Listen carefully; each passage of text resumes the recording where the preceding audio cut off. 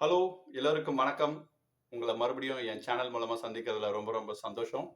இன்னைக்கு வந்து நம்மளோட ரிலேஷன்ஷிப் சீரிஸ்ல வந்து ரிஃப்ளெக்ஷன் தியரி பார்க்க போறோம். லாஸ்ட் டைம் அத பத்தி சொல்லியிருந்தேன். இந்த தடவ பார்க்கலாம்னு சொல்லிட்டு. ரிஃப்ளெக்ஷன் தியரி வந்து ரொம்ப ரொம்ப இன்ட்ரஸ்டிங்கான ஒண்ணு. இன்ட்ரஸ்டிங் மட்டும் கிடையாது. உங்க லைஃப்க்கு ரொம்ப ரொம்ப முக்கியமான விஷயம் கூட. இது ரொம்ப ஈஸியான ஒண்ணு. கொஞ்சம் கவனமா கேளுங்க. கடைசி வரலும் வீடியோவ ஸ்கிப் பண்ணாம பாருங்க. அப்பதான் நான் சொல்ற ஐடியா உங்களுக்கு புரியும். இத வந்து கேட்கறது மட்டும் இல்லாம, உங்க லைஃப்ல நீங்க அப்ளை பண்ணும்போது, அதோடைய பெனிஃபிட்ஸ் நிறையவே உங்களுக்கு ரொம்ப யூஸ்ஃபுல்லாவே இருக்கும். மறக்காம உங்களுடைய லைஃப்ல நான் சொல்றது எல்லாத்தையுமே ஒரு ஒண்ணுத்தும் அப்ளை பண்ணி பார்த்துட்டே வாங்க. நல்ல ரிசல்ட்ஸ் கிடைக்கும். சரிங்களா? ஸோ ஃபர்ஸ்ட் ஆஃப் ஆல் ரிஃப்ளெக்ஷன்னா என்னது? அப்படின்றது உங்களுக்கே தெரியும். ஒரு கண்ணாடி இருக்கு. அது முன்னாடி போய் நிக்கிறீங்க. உங்களுடைய பிம்பம் வந்து உங்களுக்கு திருப்பி காட்டும் இல்லையா? அதுதான் ரிஃப்ளெக்ஷன். ஸோ நீங்க எப்படி இருக்கீங்களோ அதுதான் காட்டும். இப்போ கண்ணாடி முன்னாடி போய் நின்னுட்டு உங்க மூஞ்சில அப்படியே ஹோலியில அப்படியே சாயம்லாம் பூசிட்டு போய் நின்னீங்கன்னா, அந்த அழுக்கு தெரிய தான் செய்யும். ஸோ அந்த அழுக்க வந்து நீங்க கண்ணாடி துடைச்சா போவாது. இல்ல கண்ணாடிய உடைச்சாலும் போவாது. இல்ல கண்ணாடிய விட்டு ஒதுங்குனாலும் போவாது. கரெக்ட்டுங்களா? நீங்க அத துடைச்சா தான் போகும். உங்கள கிளீன் பண்ணா தான் அது போகும். சரிங்களா? இதுதான் இந்த ரிஃப்ளெக்ஷன் கான்செப்ட். இத பத்தி தான் நம்ம பார்க்க போறோம். நீங்க உங்க லைஃப்ல வந்து பார்த்தீங்கன்னா, சில குவாலிட்டியான மனுஷங்கள பார்த்தாலே உங்களுக்கு பிடிக்காது. ஃபார் எக்ஸாம்பிள் சீட் பண்றவங்க, அவங்கள கண்டாலே எனக்கு பிடிக்காது அப்படின்னு சொல்லி நெறைய பேர பார்த்துருக்கேன். ஏமாத்துறவங்க, சீட்டர், மேனிப்புலேட்டர், இன்டிசிப்ளினரி பெர்சன்ஸ், அதுக்கப்புறம் வந்து அன்ஆர்கனைஸ்ட் பெர்சன்ஸ்.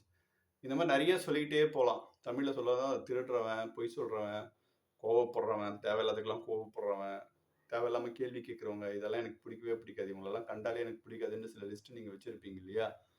ஆனாலுமே பாருங்க, நீங்க வந்து எங்க போனாலுமே அவங்க உங்கள தொடர்ந்து வந்துகிட்டே இருப்பாங்க.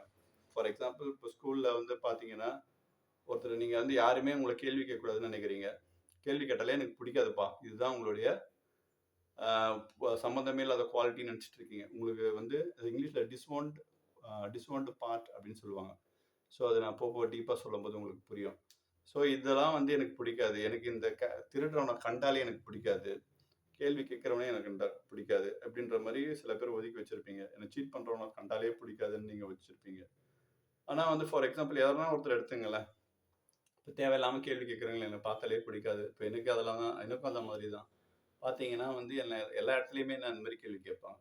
எனக்கு அந்த குவாலிட்டியே பிடிக்காது. ஃபார் எக்ஸாம்பிள் ஸ்கூல்ல கேள்வி கேட்பாங்க. எனக்கு பிடிக்காது. காலேஜ்ல கேள்வி கேட்பாங்க. எனக்கு பிடிக்காது. வேலைக்கு போற இடத்துலயும் அடிக்கடி ஏன் இதெல்லாம் பண்ற? அப்படி இதெல்லாம் கேள்விலாம் வரும் இல்லையா? அப்ப எனக்கு அதுவும் பிடிக்காது. லைஃப்ல மேரேஜ்க்கு அப்புறம் அவங்களும் கேள்வி கேட்பாங்க. அதுவும் பிடிக்காது. ஸோ இந்த மாதிரியான குவாலிட்டி எனக்கு பிடிக்காது. ஏன்னா அது எனக்கு பிடிக்கவே பிடிக்காது. எனக்கு அதுக்கு சம்மந்தமே இல்லன்னு நான் நினைச்சுட்டு இருந்தேன். ஆக்சுவலி அதுதான் என்னுடைய ரிஃப்ளெக்ஷன். ஸோ எங்க போனாலுமே வந்து அது எனக்கு காமிச்சுக்கிட்டே இருக்கும்.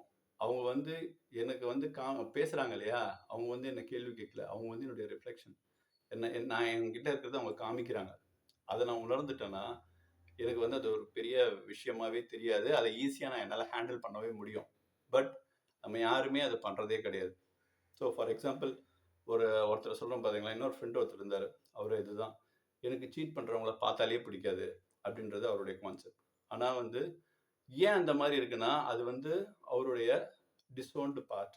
அதாவது எல்லா குவாலிட்டியுமே எல்லாருக்குமே தேவை அப்படின்றது ரொம்ப ரொம்ப முக்கியமான விஷயம். என்னடா இவரு இப்படி சொல்றாரு, அப்போ சீட் பண்றது தேவையா? அப்படின்னு நீங்க கேட்கலாம். அதுக்கு நான் ஆன்சர் சொல்ல வரேன். முதல்ல இத ஃபர்ஸ்ட் பிரீஃபா கேளுங்க. அவர் வந்து என்ன சொல்றாரு, எனக்கு சீட் பண்றவங்கள கண்டாலே பிடிக்காது அப்படின்னு சொல்ல வர்றாரு. சரி ரைட் ஓகே. அவரு எங்க போனாலுமே வந்து அதே மாரி அந்த ரிஃப்ளெக்ஷன்ஸ் வந்துகிட்டே இருக்கு. அப்போ வந்து அவரு வந்து என்ன ஆகுறாரு, அப்செட் ஆகுறாரு. எங்க போனாலும் இதே மாரி சீட் பண்றாங்க, சீட் பண்றாங்கன்னு சொல்லிட்டு. ஸோ அவங்க கிட்ட நாங்க சொல்ல வர்றது என்னன்னா, அவங்க வந்து இந்த மாதிரியான சம்பவம் நடக்கும்போது மனவேதனைப்பட்டு, கஷ்டப்பட்டு, நெகட்டிவ் ஃப்ரீக்வென்சிய கொண்டு வந்து, திரும்ப திரும்ப அதிலேயே வாழ்ந்துட்டே இருந்ததுன்னா, அவங்க லைஃப் முன்னேறுமா? அடுத்த லெவலுக்கு அவங்களால முடியும்னு நீங்க நினைக்கிறீங்களா? கண்டிப்பா இல்ல. ஸோ இந்த இடத்துல நம்ம என்ன பண்ணணும் அப்படின்னா, ஃபர்ஸ்ட் வந்து நீங்க அத உணரணும். It's our reflection.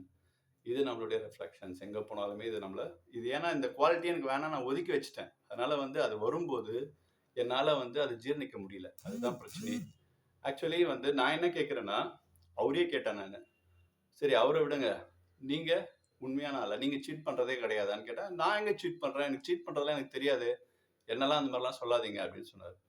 நீங்க என்ன சீட் பண்றீங்க நான் சொல்லட்டுங்களா? நீங்க என்ன சொல்றீங்க? டெய்லி நான் எக்சர்சைஸ் பண்ணணும்னு நினைக்கிறேன்னு சொல்றீங்க. பட் பண்றீங்களா? நீங்களே உங்கள் உடம்புக்கு சீட் பண்ணுறீங்க.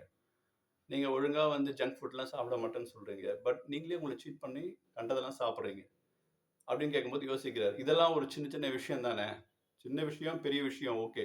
பட் நீங்கள் நல்லா யோசிச்சு பாருங்கள், இதுவும் சீட் பண்ணுறது தான். பட் ஆனால் இதுவும் சீட்டிங் தான். ஸோ இதை நீங்கள் உணர ஆரம்பிச்சிட்டிங்கன்னு வச்சிங்களேன், உங்களுக்கு வந்து இது ஒரு ஒரு பெரிய விஷயமா தெரியாது. நம்பர் 1. 2வது பார்த்தீங்கன்னா, உங்கள் குழந்தைகிட்டே நம்ம சீட் பண்ணுறோம். என்ன எப்படி சீட் பண்ணுறோன்னு பார்க்குறீங்களா? உங்கள் குழந்தை சாக்லேட் கேட்குது, அது உடம்புக்கு நல்லது இல்லைன்னு நமக்கு தெரியும். நம்ம என்ன பண்ணுறோம், அதுக்கு சீட் பண்ணி இது சாப்பிடாம விடாததுக்கு நம்ம என்னென்னமோ காரணத்தை சொல்லி ஏமாற்றி அதுக்கு சாப்பிட விடாமல் பண்ணிடுறோம். அதே மாதிரி ஒன்று சாப்பிட்ணுன்னு நினைக்கிறோம், அது உடம்புக்கு நல்லது, அது குழந்தை சாப்பிட மாட்டுது, அதுக்கும் சில பொய்லாம் சொல்லி மிரட்டி கிரட்டி சாப்பிட வைக்கிறோம். சரிங்களா? இந்த குவாலிட்டிலாம் சீட் தானே. நல்ல விஷயத்துக்காக இதை நம்ம பண்ணுறதுனால இந்த குவாலிட்டி நமக்கு தேவை. எல்லா குவாலிட்டியுமே வேஸ்ட் கிடையாது. இதான் முன்னாடி சொல்ல வந்தேன். பின்னாடி சொல்லணும்னு சொன்னீங்களா, இதுதான். ஸோ எல்லா குவாலிட்டியுமே வந்து நமக்கு தேவை. பட் அதாவது ஒரு நல்ல விஷயத்துக்கு பண்ணும்போது அதை நம்ம யூஸ் பண்ணிக்கலாம்.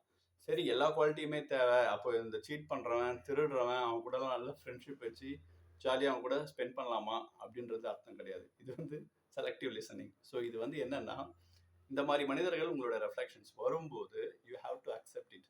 ஓகே வந்துட்டிங்களா அப்படின்னு நீங்கள் ஏற்கனவே ப்ரிப்பேர் ஆகிட்டீங்க. ஸோ இப்போ வந்து அவங்களால என்ன பண்ண முடியாது, உங்களை வந்து உங்களுடைய ஃப்ரீக்வன்சியை கெடுத்து உங்களை நெகட்டிவாக ஆக்கி உங்களை கொலாப்ஸ் பண்ண முடியாது. ஸோ நீங்கள் இந்த டைம் ப்ரிப்பேர் ஆகிட்டீங்க. ஸோ இஸ் எ சீட்டர், அந்த மாதிரி வருதுன்னா, ஓ இதனுடைய ரிஃப்ளெக்ஷன்ஸ் வருது அப்படின்ட்டு சுதாரிச்சுப்பீங்க. 2வது வந்து இந்த கொஷின்ஸ் உங்களே நீங்கள் கேட்பீங்க இல்லையா? ஸோ கேட்கும்போது ஓகே அப்படின்றது உங்களுக்கு புரியும்.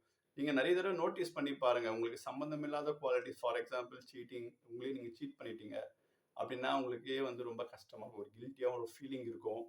நீங்கள் வந்து அதுவே உங்கள் மைண்டில் ஒரு கான்ஃப்ளிக்ட் ஓடிக்கிட்டே இருக்கும். ஏன் தெரியுமா? அது ஒரு சம்மந்தமில்லாத குவாலிட்டி, அதை நீங்களே யூஸ் பண்ணிட்டீங்க. அதனால தான் உங்களுக்கு அந்த மாதிரி இருக்குது. ஸோ இயர் ஆஃப்டர் அந்த மாதிரி யோசிக்காதீங்க. ஸோ நடந்துருச்சு, ஓகே சிம்பிள், அவ்வளோதான், முடிச்சுட்டு மூவ் ஆன் அப்படியே போயிட்டே இருங்க. அப்படி பண்ணும்போது என்ன ஆகும்னா, நீங்கள் லேஸ் ஆயிடுவீங்க. லேஸ் ஆகிட்டிங்கன்னா உங்களுடைய கோலை நோக்கி போகும்போது எதுவுமே உங்களை அஃபெக்ட் ஆகாது.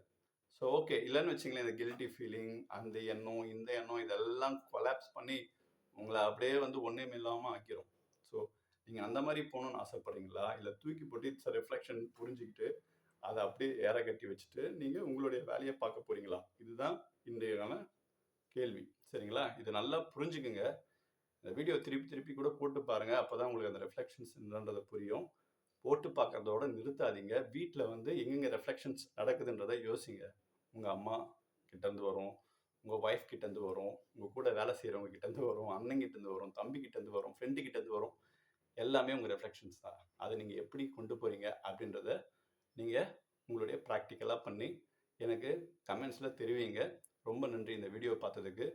உங்கள் ஃப்ரெண்ட்ஸ் எல்லாருக்கும், யாரெல்லாம் உங்களுக்கு தெரிஞ்சவங்க எல்லாருக்குமே இதை சப்ஸ்கிரைப் பண்ணுறதுக்கு சொல்லிவிடுங்க, ஷேர் பண்ணுங்கள். மறக்காமல் எல்லாருமே லைக், பிடிச்சிருந்தா லைக் போடுங்க. லைக் போடுறதுல என்ன போகுது, ஜஸ்ட் லைக் ஆச்சும் போடுங்க.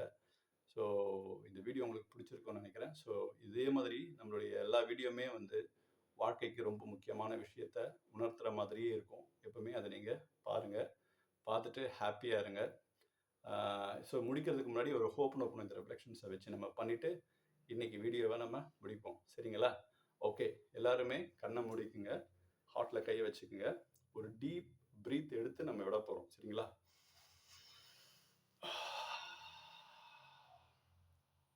I'll take 100% responsibility for all my reflections. I don't blame or complain anyone.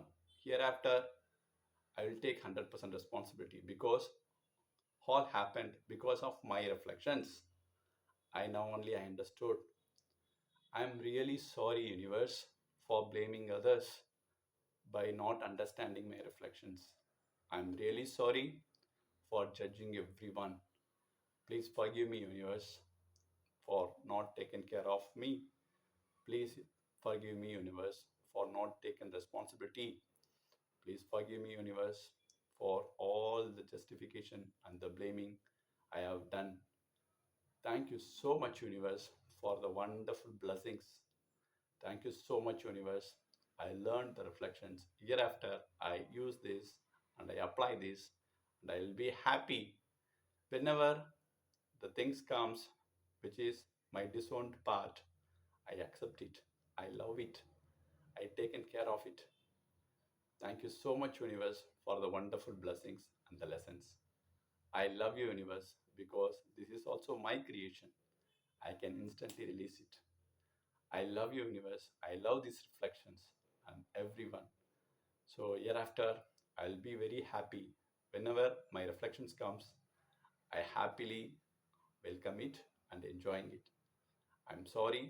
Please forgive me. Thank you. I love you. Thank you so much. இன்னும் இதை பற்றி இன்னும் டீப்பாக நீங்கள் தெரிஞ்சுக்கணுன்னா இதை கிளாஸஸ்லாம் இருக்குது, நீங்கள் வந்து ஜாயின் பண்ணலாம். என்னுடைய வாட்ஸ்அப் நம்பர் இங்கே இருக்குது இல்லையா? ஸோ இதில் நீங்கள் பிங்க் பண்ணுங்கள், வாட்ஸ்அப் பண்ணுங்கள், டீட்டெயில்ஸ் என்னன்றதை சொல்கிறேன். ஸோ ஹாப்பியாக இருங்க. ரிலேஷன்ஷிப் அதை வந்து வாழ்க்கையில் ரொம்ப ரொம்ப முக்கியமான விஷயம். அதை நல்லா ஹாப்பியாக கொண்டு போங்க. என்ஜாய் பண்ணுங்கள் ஈச் அண்ட் எவ்ரி மூமெண்ட். இந்த வீடியோவை பொறுமையாக பார்த்தவங்க எல்லாருக்கும் once again I heartful thank to you. I love you so much. Vanakkam.